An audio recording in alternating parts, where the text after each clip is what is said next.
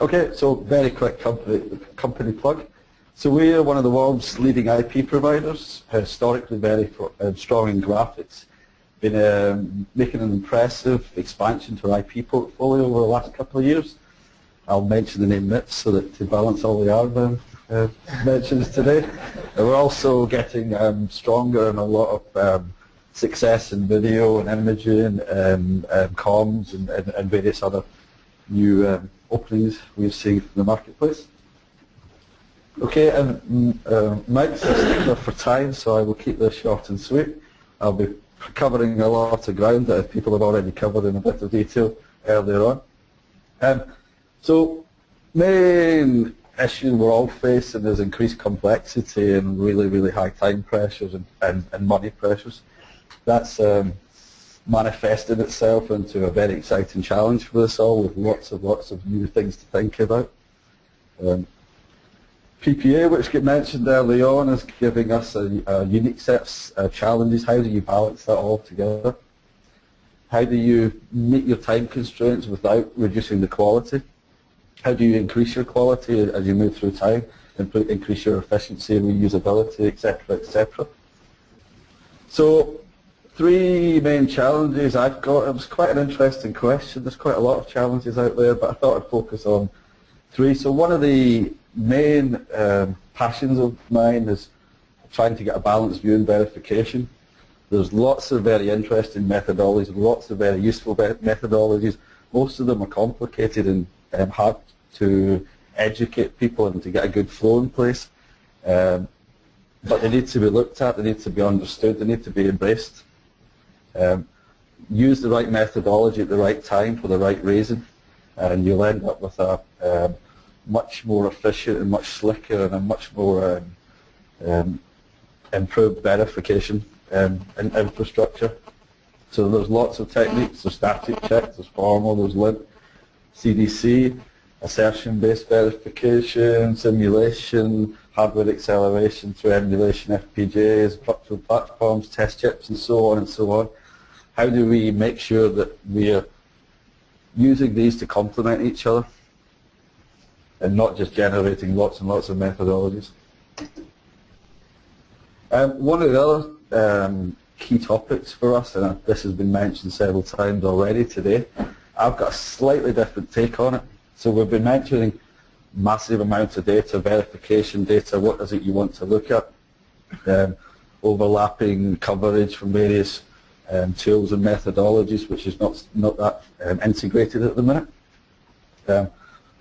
One of our key challenges is upfront definition of completeness. It's all very good generating lots of data, but if you don't know what it is you're actually trying to do at the front, which requires brain power, not necessarily a tool. The tools are there to complement, the tools are there to add value, but that doesn't replace the engineering challenge. It doesn't replace the human brain from thinking about this problem up front.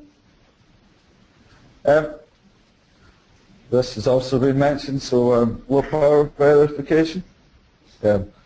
We're moving towards UPF 2.x. That transition isn't complete, in my opinion. There's still some ambiguity. Some of the tools don't quite support the language completely. I mean, in some cases, not at all. UPF 2.0 is really the amalgamation of the UPF and the CPF communities into, and I'm glad we've standardized, because having two separate standards out there is always going to cause IP providers like us a lot of problems, because we need to basically honour all standards, because our customers will choose one or the other. So the move to a single standard is hugely beneficial to us once we have a methodology in place to actually do that. So there's, again, you get static checks, there's a massive increase in gate level verification on the back of low power.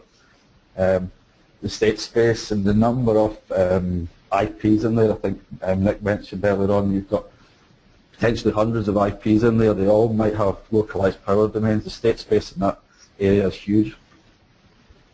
And again, education, training, methodology, consistency, etc. is vital to get that correct. It was quicker than I thought. So how do we get there?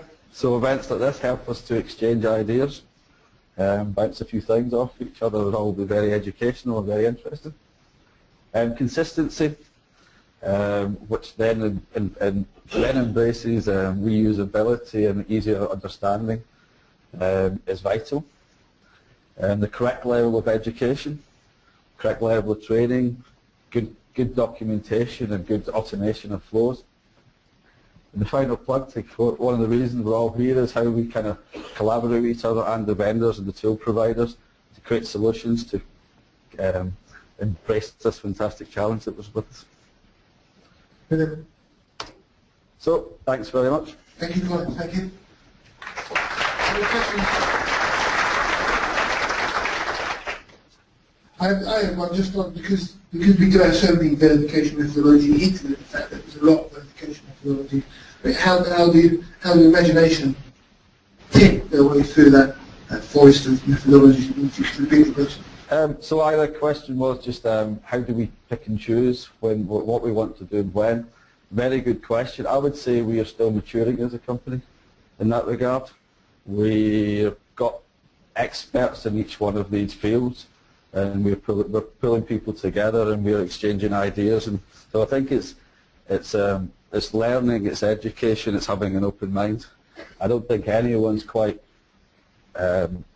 perfect in this area. We've made massive improvements, but there's still improvements to be made, so work in progress. Okay, thank you very much, Colin. Thank you. Thank you.